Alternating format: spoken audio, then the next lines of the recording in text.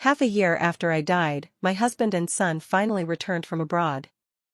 After such a long time, Ethan was still handsome, his broad shoulders and long legs accentuated by a perfectly tailored suit.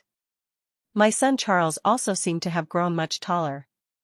No matter how much they argued, they were still the closest people to me in this world. I wanted to float in front of them and look at them carefully. But the next second, I suddenly stopped. Behind them was a woman. Ethan's personal secretary, Ava. She wore a custom-made dress, graceful and elegant, her makeup flawless. Seeing that face, my emotions spiraled out of control. Like a madwoman, I rushed forward, desperate to scratch that face. But my body just passed through her lightly, she was completely unharmed. I felt a bit defeated and powerless. As expected, what could I possibly compete with her for, even after death? Ethan looked around, the house hadn't been lived in for a long time, and the air was thick with choking dust.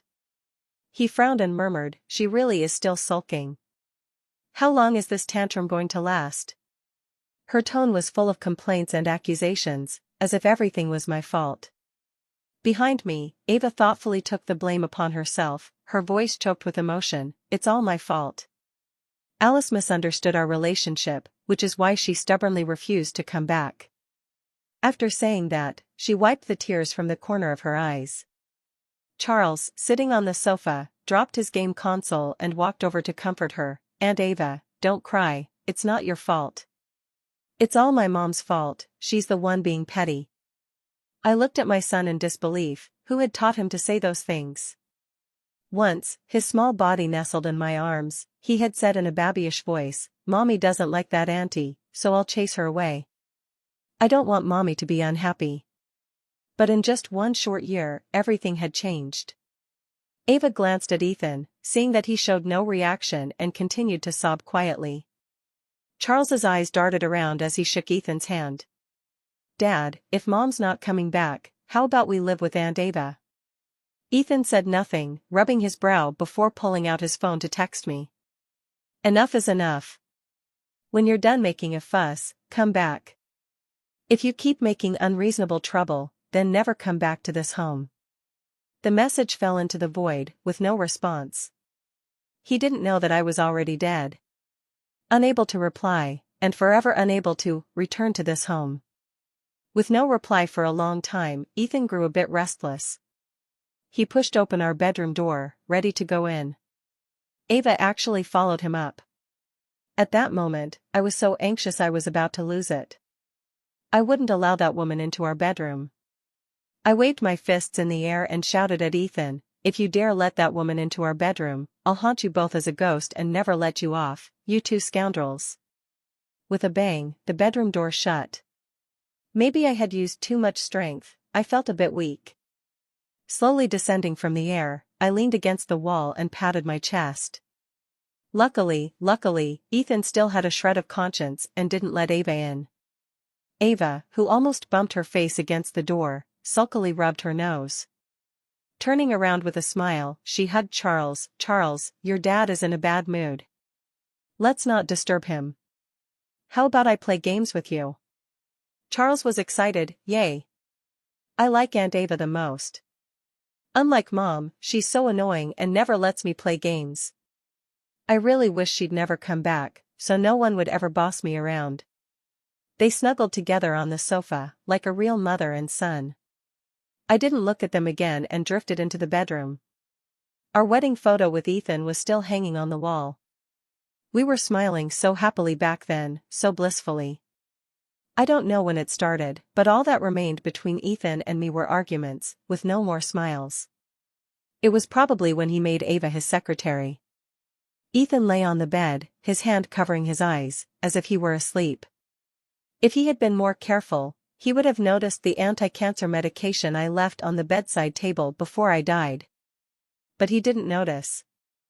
After he came in, he just lay down on the bed.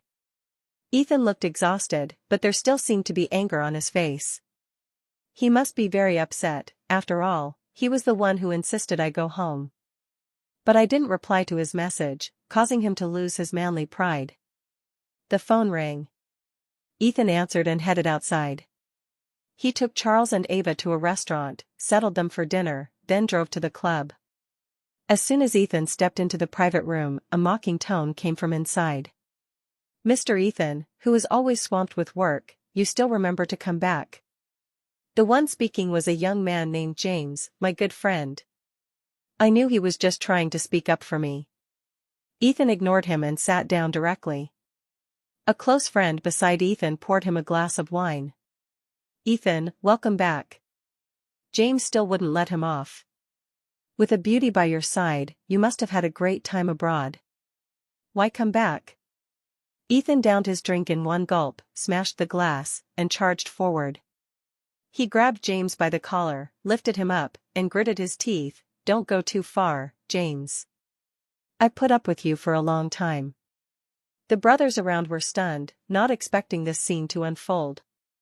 Although their relationship wasn't good when I was alive, it never reached the point of violence. The brothers wanted to step forward and separate them, but Ethan snapped at them. "Don't come over. Today, I'm going to settle the score with him properly." James sneered, "Since we're settling accounts, let's go through them one by one. When you married Alice, you promised to take care of her, to cherish her for life. Did you keep that promise? You knew Alice hated that woman, yet you still made her your secretary. Did seeing Alice suffer and go mad make you happy? When Alice was crying alone in that cold, empty house, where were you? Where were you when Alice needed you and the children the most?" James's chest heaved with anger. "You and your son are abroad, living it up with that woman. A scumbag like you doesn't deserve to see Alice ever again in this life." Ethan slammed a heavy punch into James's face. His face was ashen. "What right do you have to accuse me? It's clearly Alice's fault, she was the one who broke her vows first." Another heavy punch. But this time, it was Ethan who got hit. James used a great deal of force. Ethan's face was knocked to one side, blood spilling from the corner of his mouth. James seemed dissatisfied, clenching his fist and swinging at the other side of Ethan's face. Ethan raised his hand to grab his wrist, a bloodied smile curling on his lips. "Don't think I don't know about the dirty things between you and Alice." Then, the sound of fists hitting flesh continued. The two men exchanged blows, both with injuries on their faces and bodies. But neither of them let go first, as if determined to bring the other down. I floated backward 2 steps. My chest ached so badly I could barely breathe. How could Ethan doubt me? James and I were innocent, never having crossed any lines. On what grounds did he suspect me? They beat each other mercilessly. It wasn't until our friends finally managed to pull them apart that they stopped, still glaring fiercely at each other, refusing to back down an inch. James sneered coldly. "A man like you doesn't deserve Alice at all. Don't worry, you won't see her again in this lifetime." Ethan, who was being pulled, stiffened for a moment. His voice was dark. "What do you mean by that?" James said nothing, looking at him with a provocative glare. Ethan roared like an enraged beast. "Where did you hide Alice? As long as I don't divorce her, she is my wife. Even if I have to chase her to the ends of the earth, I will bring her back. In life, she is mine, in death, she is my ghost." Ethan completely lost his mind and was taken away from the private room by his friends. James leaned weakly against the sofa, a faint smile tugging at the corner of his mouth. "Alice, did you see that? I gave that man a harsh lesson for you. But that's not enough. The pain you endured, I will repay him 1,000-fold. If he knew that because of Ava he never got to see you one last time, would he suffer even more?" James's weak laughter echoed through the private room.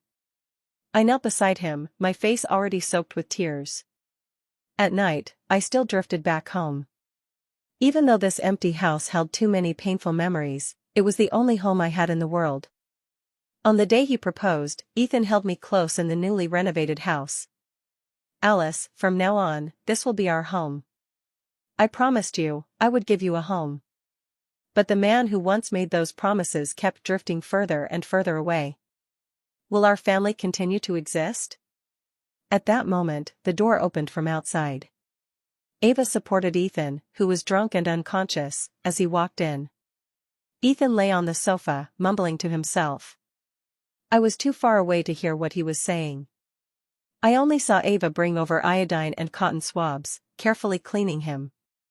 Her eyes were red and swollen. For Alice, is it worth getting beaten like this? Where do I fall short compared to her? She doesn't want you, I want you, I'll always be by your side, okay? Ethan was so drunk he didn't hear anything, just talking to himself. In a daze, I thought I heard Ethan calling my name. But I quickly shook my head. It was impossible. With such deep misunderstandings between us, he couldn't have called my name. But the next second, I clearly heard Ethan's voice. He said, "Alice, please don't leave me." I really wanted to ask him if it was because he misunderstood James and me that he stubbornly made Ava his secretary. Nothing had actually happened between him and Ava. I floated over to his side, wanting to hear what else he said. But his footsteps suddenly stopped. Ethan, he actually embraced Ava. What happened next shattered me. Ethan carried Ava into our bedroom. I desperately tried to stop them in midair, but I couldn't block Ethan's steps.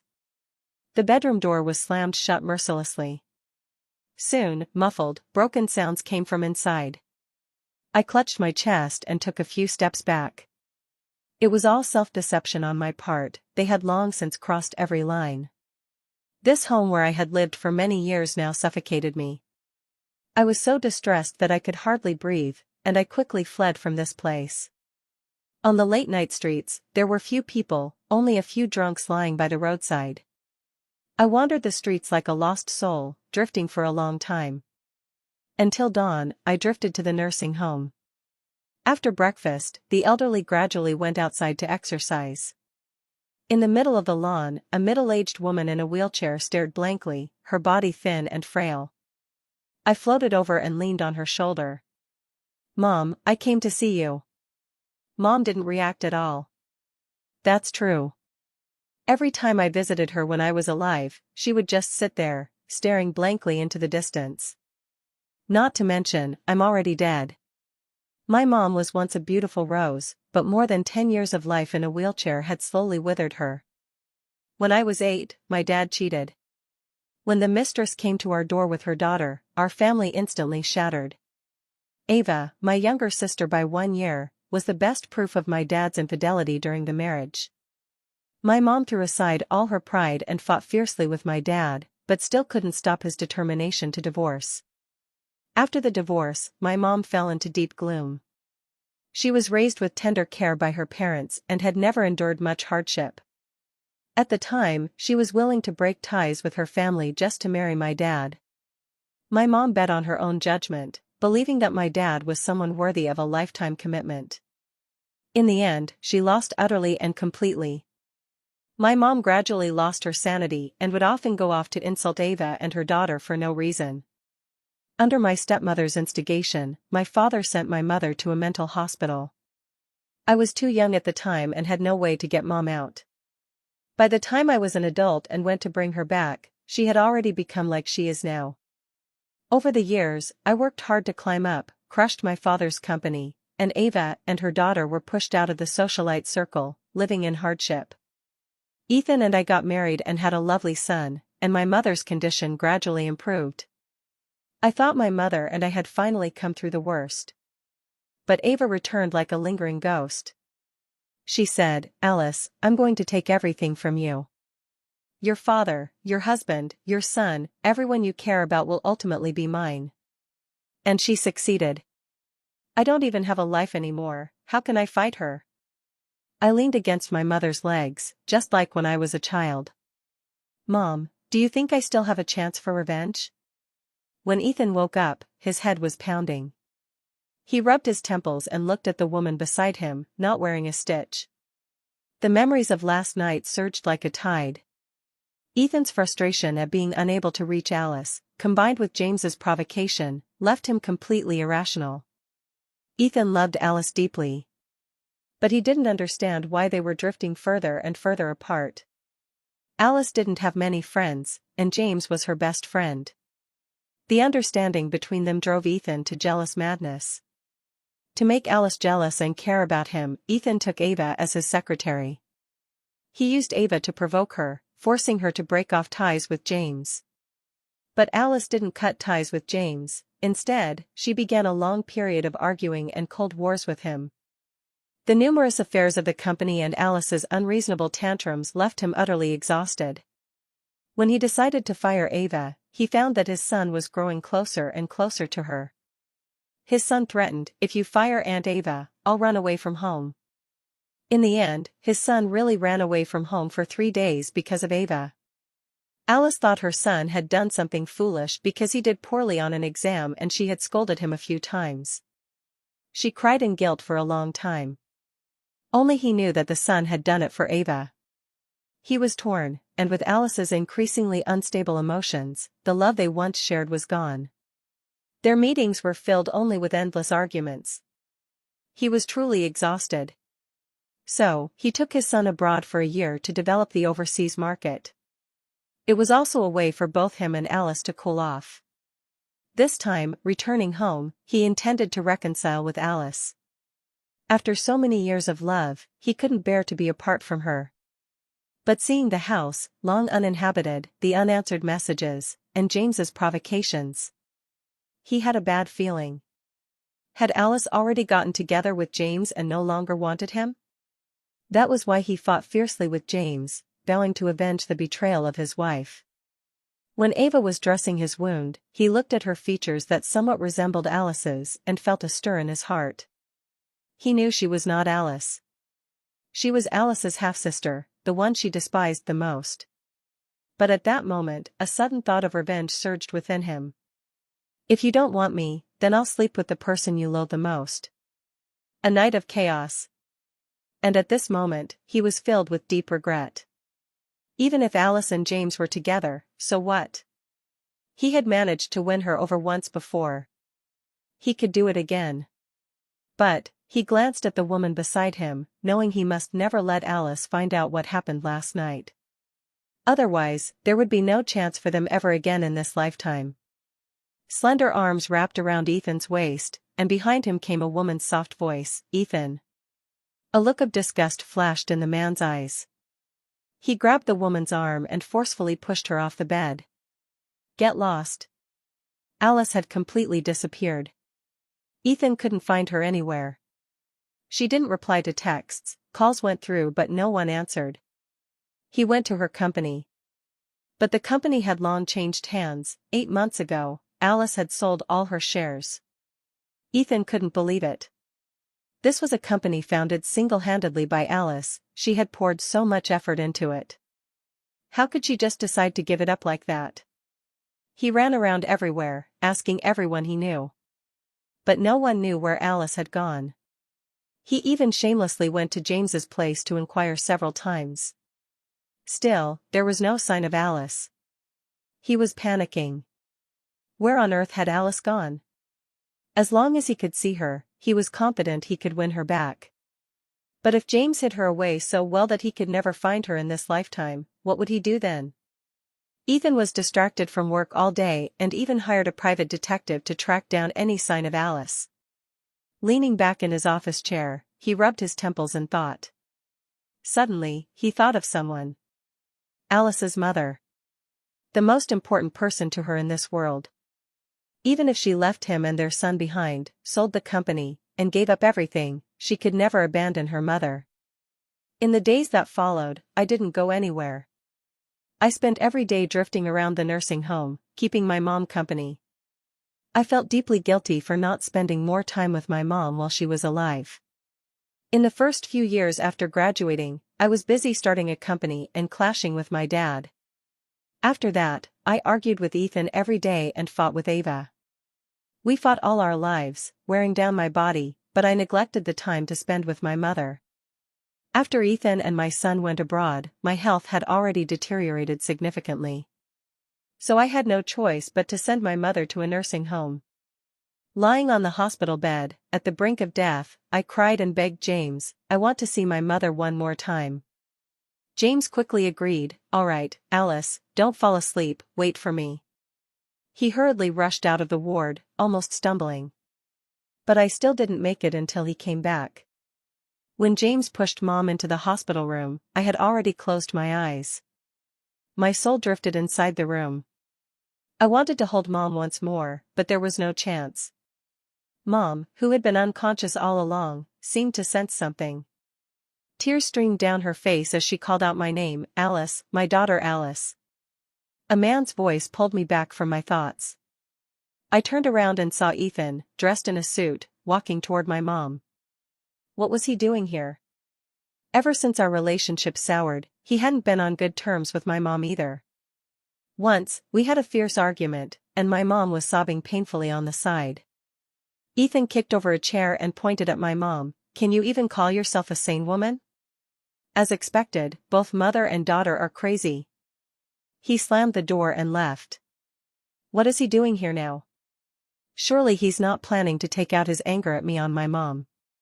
I desperately stood in front of my mom, but I couldn't stop Ethan from coming closer.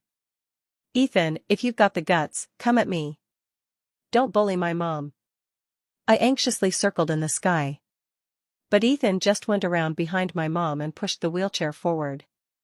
I still wasn't at ease. He wouldn't push my mom into a blind spot without surveillance to hit her, would he? I followed closely behind him, step by step. Fortunately, he was just pushing my mom around and didn't make any inappropriate moves.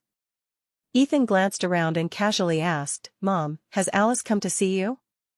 My mom was still not very clear-headed and ignored people most of the time.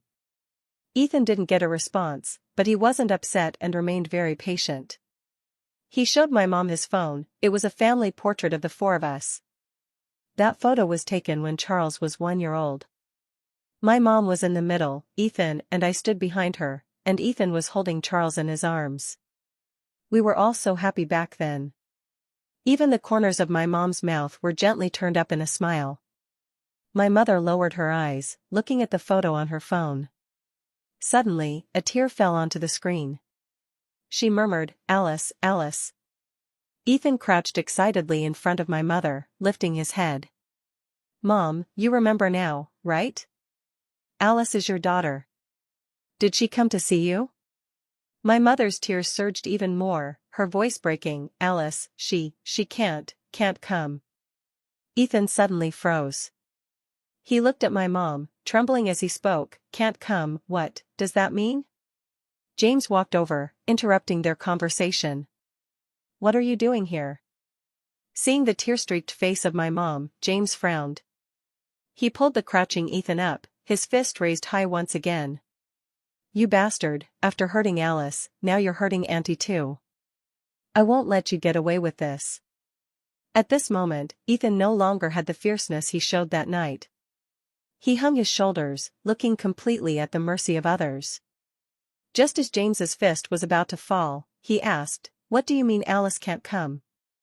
James paused, seemingly not understanding what he was talking about. Ethan suddenly shouted, Where did you hide Alice? Why did my mother-in-law say Alice couldn't come to see her? What exactly did you do to her? Ethan's eyes were bloodshot as he glared angrily at James.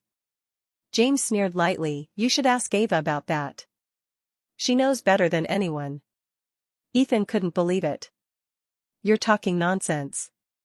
We've been abroad together all year, she never came back. How could Ava possibly know where Alice went? James stared at him, his eyes deep and intense. Why don't you just ask her and find out? Perhaps James's expression was too serious, and Ethan left half in doubt. After Ethan left, James took a phone out of his pocket. I was surprised. Isn't this my phone? No wonder I couldn't find it anywhere, but when Ethan called, it didn't show as turned off. It turned out James had taken it. James opened his phone and played a recording. It was the recording of my last call before I died. And my very last call was to Ethan. Ethan found Ava at the company. Ava, about to leave work, was being pestered annoyingly by Charles. I'm about to get off work, can you stop bothering me? Charles looked aggrieved. Aunt Ava, Dad's not here, can't you spend a little more time with me? Ava's eyes flashed with a momentary impatience and annoyance. I'm not your mother, I have no obligation to keep you company, don't interfere with me getting off work. Charles bit his lip, tears welling up in his eyes. He didn't understand why Aunt Ava, who had always been so kind to him, had changed like this. Lately, Dad had been so busy that he was never around, and Aunt Ava didn't want to keep him company anymore. He missed Mom so much. Ethan's arrival only intensified Charles's emotions. He threw himself into Ethan's arms, crying loudly, "Dad, where did Mom go? Can we bring her home? I miss her so much, boo-hoo." Ethan's tired brows furrowed even deeper. He pulled Charles aside. "You go wait in the office first, I need to say a few words to her." But Charles cried even louder, "I want Mom, I want to find Mom." Ethan's sharp reprimand made Charles stop crying. "Charles, be good, after we finish talking, I'll take you to find Mom." Charles obediently went to the office next door. Ava hadn't seen Ethan for a long time, and at this moment, she felt a bit flattered. "Ethan, you're looking for me. Where did Alice go?" Ava was stunned. "I'm asking you, where did Alice go? Don't make me ask a third time." Ethan's piercing gaze sent a chill down Ava's spine. But she still pressed her palm, steadying herself, and said calmly, "I don't know where Alice went." Ethan stared at her intently, as if trying to discern the truth in her words. Ava looked up, meeting his gaze. "Everything I said is true. This past year, I've been abroad with you and Charles, never coming back, so I really don't know where my sister is." She thought for a moment, then clenched her back teeth and added, "If I'm lying, may I be hit by a car the moment I step outside." Ethan's dark eyes fixed on her for a long while. He said nothing and turned to leave. Ava suddenly exhaled, sliding weakly down the wall to sit slowly on the floor. "I feel like my soul is growing weaker and weaker. In my final moments, I just want to spend more time with my mom. Sometimes, I drift back to the old house to see how that family of three is doing." After my dad's company went bankrupt, he relied on selling off family assets and doing small businesses. Life was very tight. Ever since Ava became Ethan's secretary, my dad's small business grew bigger and bigger. He even bought back the old house he had once sold off cheaply. At that time, I was completely consumed by my fights with Ethan and my battles with Ava, too exhausted to deal with my dad. On the day I died, my dad's company went public. He once again became the CEO of a listed company, basking in glory.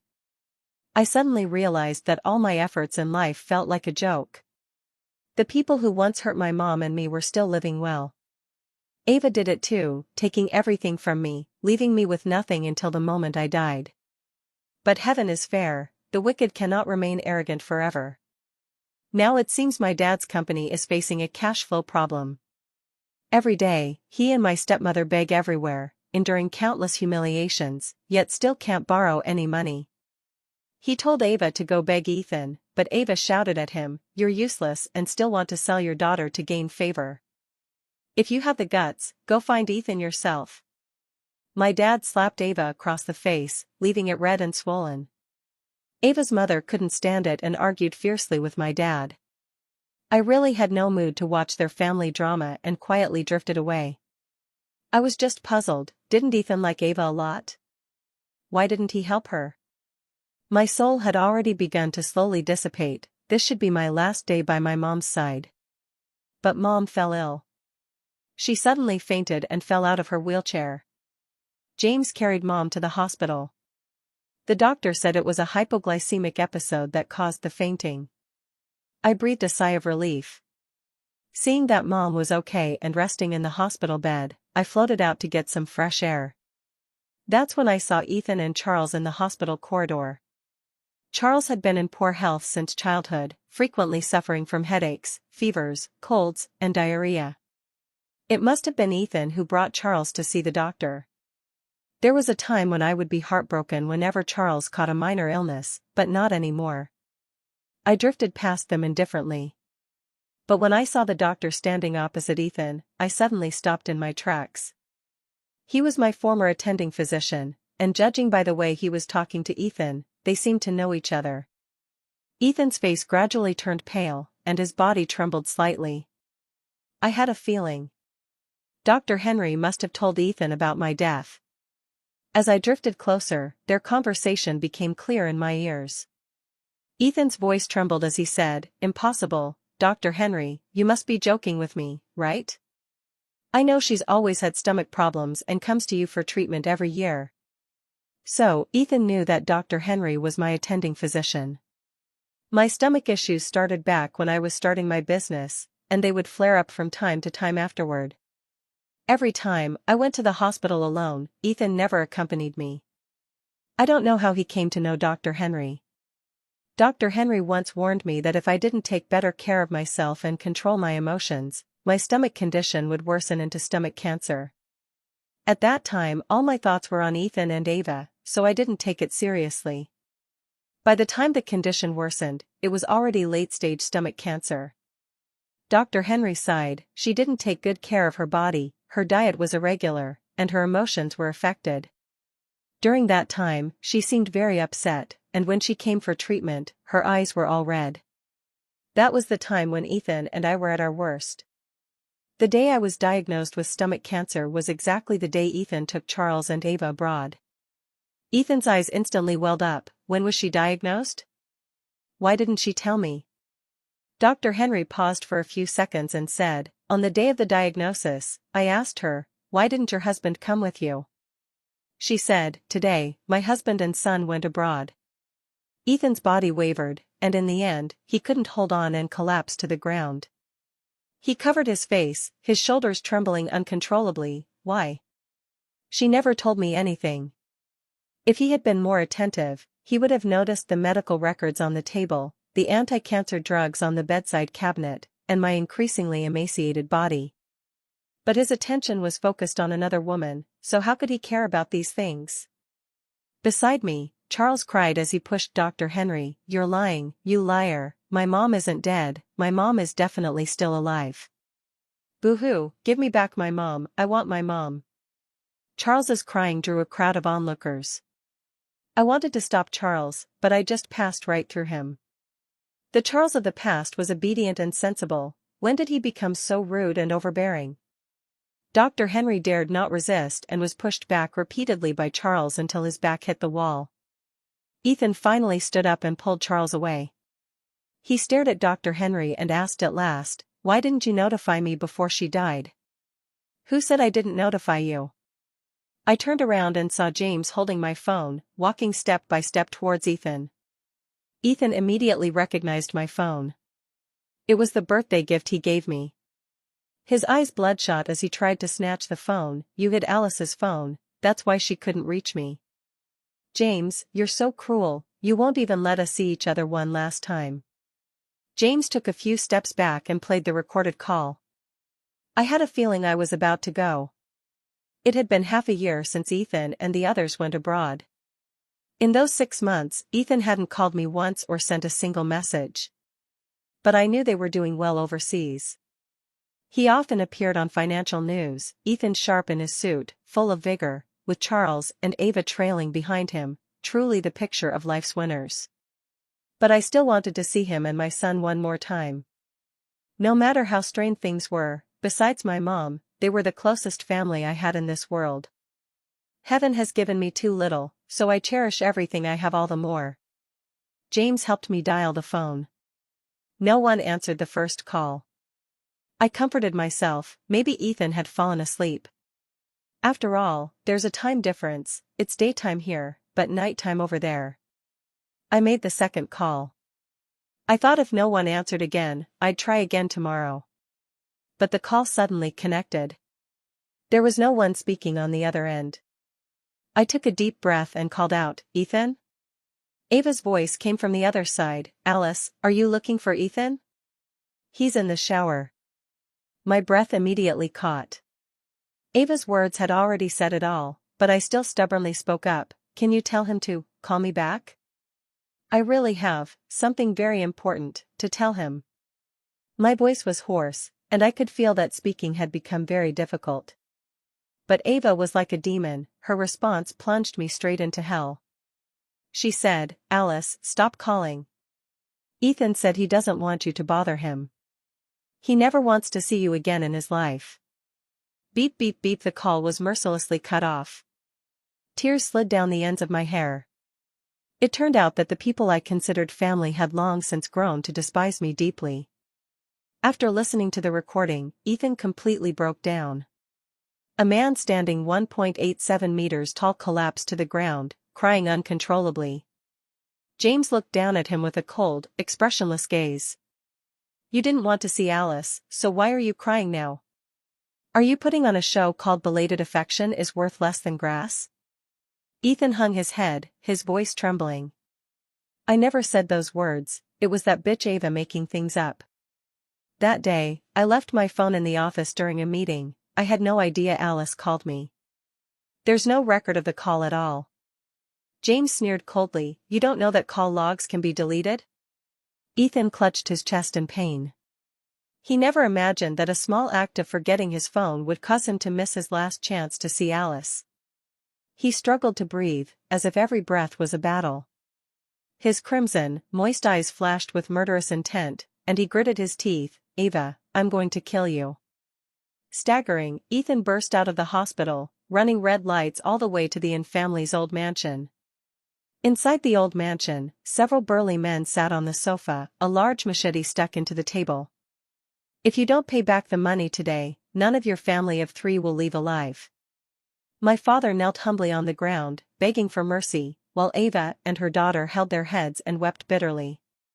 Ethan's arrival gave them a glimmer of hope. Ethan, you have to help me. Ethan, only you can save us.